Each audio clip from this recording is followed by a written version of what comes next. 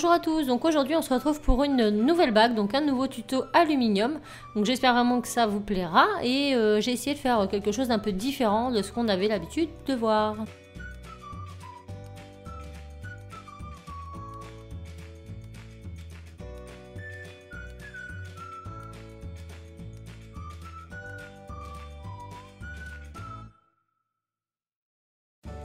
Donc tout d'abord vous allez prendre votre fil aluminium en 2 mm, donc je ne vous conseille pas de prendre en dessous parce que ça risque d'être trop fragile et de ne pas trop tenir dans le temps.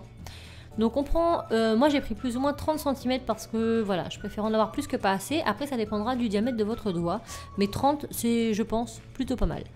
Donc une fois que vous avez pris votre fil, vous allez prendre votre pince à embourron, vous allez pincer au milieu du fil, donc à distance égale, plus ou moins, et vous allez plier légèrement votre fil de façon à former un triangle. Ensuite, on va prendre un premier côté, on va passer donc à partir de la pointe, on va pincer pardon à un petit centimètre à peu près, et on va venir tourner le fil autour de notre pince de façon à former une première boucle.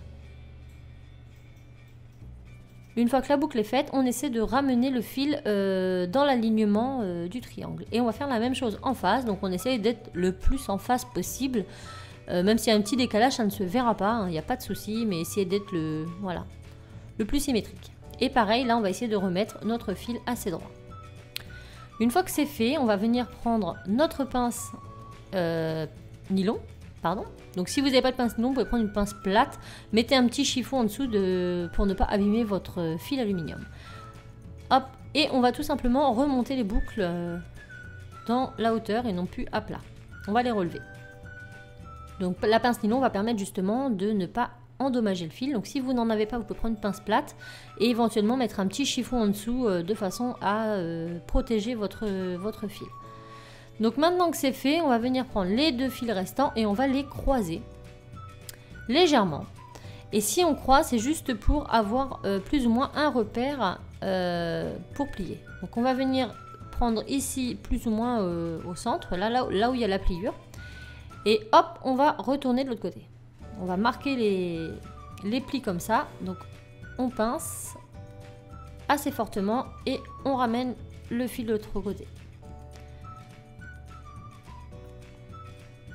Maintenant que c'est fait, on va tout simplement ramener les fils droits. Donc là encore, on peut s'aider de nos doigts. Moi, je préfère utiliser la pince parce que je trouve ça vraiment pratique et ça me permet vraiment de mettre mes fils vraiment face à face. Et c'est très très bien comme ça.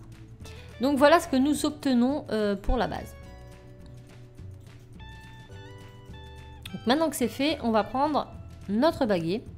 On va prendre la dimension de notre doigt. Donc si vous n'avez pas de baguet, c'est pas grave. Si vous avez l'habitude de travailler avec des marqueurs par exemple, et bien prenez plus ou moins la taille dont vous avez plus ou moins l'habitude. Je dis beaucoup plus ou moins. Donc moi là j'ai mon baguier donc, qui me note à 17,5. Hop.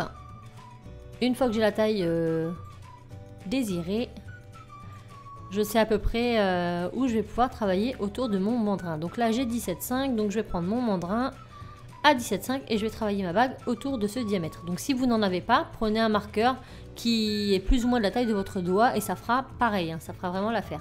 Donc là je vais couper le surplus du coup de fil puisque je sais à peu près la taille que j'aurai besoin. Hein. Mon fil fait pas 20 km. Et une fois que c'est fait, je vais venir, avant d'entourer ma bague autour de mon mandrin, je vais venir légèrement arrondir mes fils comme ça. Hop. Donc j'y vais délicatement avec le pouce sans trop forcer et je vais les rentrer à l'intérieur. Donc là le but n'est pas de former tout de suite l'anneau, c'est juste qu'il y ait déjà un passage et ça sera beaucoup plus simple après. Donc on met plus ou moins ce qu'on peut, hein. Pas trop non plus parce qu'après on va resserrer autour du mandrin. Et on fait pareil avec l'autre fil en le collant le plus près possible du premier fil. Donc je ne sais pas si mes mots sont bien expliqués, mais les images parlent d'elles-mêmes de toute façon. Donc une fois qu'on a quelque chose d'approximatif, hop, on vient mettre ça autour de notre mandrin. Donc moi je vais jusqu'au 17,5. Et là je vais venir plaquer ma forme. Donc quand je dis ma forme, c'est vraiment ma forme du début. Je viens la plaquer contre mon anneau. Et de ce fait, j'en profite pour tirer les fils le plus fort possible. Donc là on aplatit bien le tout. On s'assure que les fils sont bien côte-côte, qu'il n'y ait pas de bosse, que voilà. On prend notre temps et on tire et on tire et on tire. Une fois qu'on pense que c'est plus ou moins pas mal, on va venir tout simplement rabattre le plus fort possible les fils sur, voilà, sur l'anneau autour. Et maintenant, on coupe les excédents.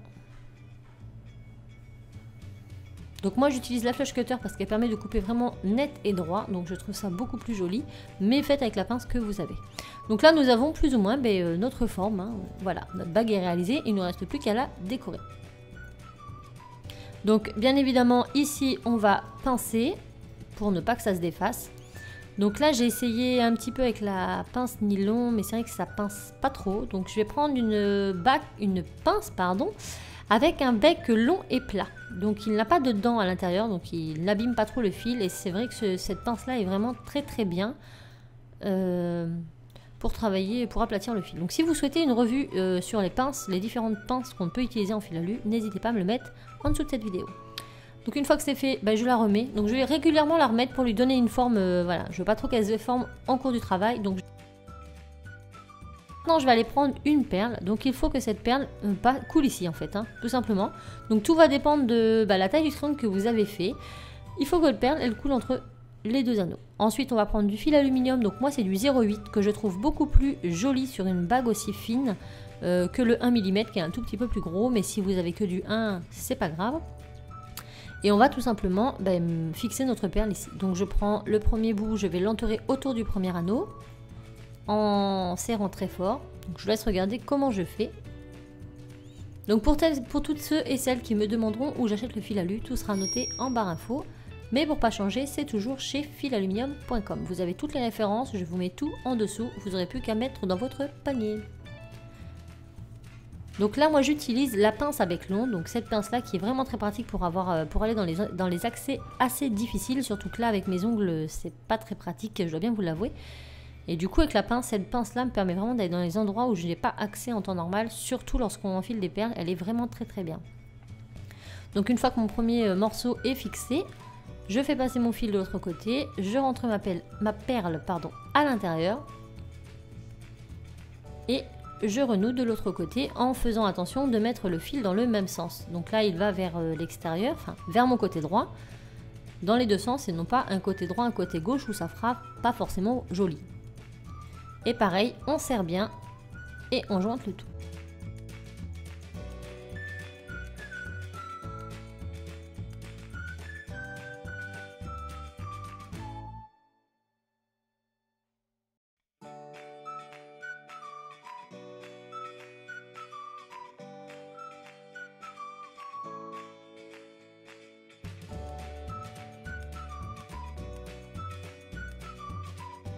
Maintenant que c'est fait, on coupe à ras et on resserre à l'aide de nos pinces toujours. Donc la pince que vous pouvez, hein, donc on essaie de couper le plus droit possible. Il faut vraiment pas que les... Si vous pouvez couper en dessous, ça se verra moins, ça sera beaucoup plus joli.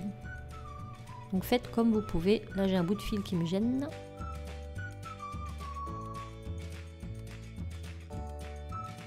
Donc là j'ai un peu endommagé mon fil avec la pince, donc faites très attention. Donc là jusque là c'est presque fini, je vais juste rajouter un petit bout de fil ici au niveau des pincements de tout à l'heure, ce qui cachera un petit peu les dégâts qu'on a fait avec la pince.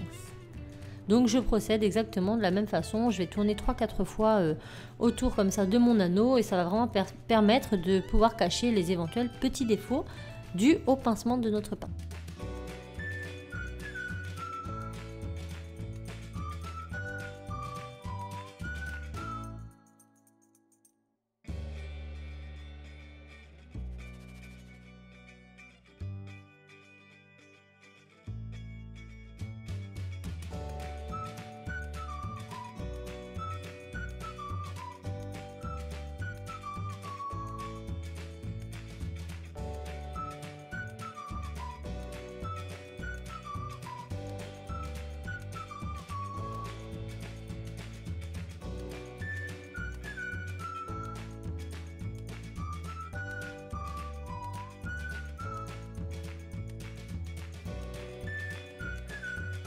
Et voilà, lorsque c'est fait, on coupe l'excédent.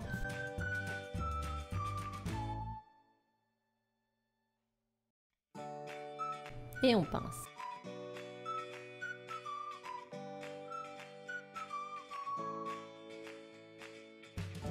Et voilà, on a quelque chose d'assez sympathique à porter et vraiment différent de ce qu'on peut voir d'habitude. Donc là, je vais recouper un petit peu parce que ça me gêne avec mes doigts. Donc la noire, je vous montre tout de suite.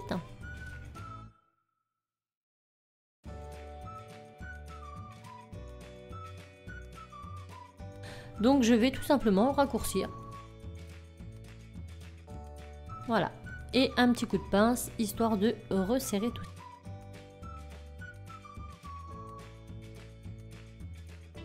Et voilà, il ne vous restera plus qu'à la mettre autour de votre mandrin pour enlever toute irrégularité et lui donner sa belle forme finale, et vous n'aurez plus qu'à la porter. Vous pourrez la décliner dans toutes les couleurs selon vos envies et selon vos tenues. Donc moi j'espère vraiment que ce tuto vous aura plu. Je vous dis à vendredi prochain pour un autre tuto alu, et je vous dis à très vite pour d'autres tutos global. Bye bye!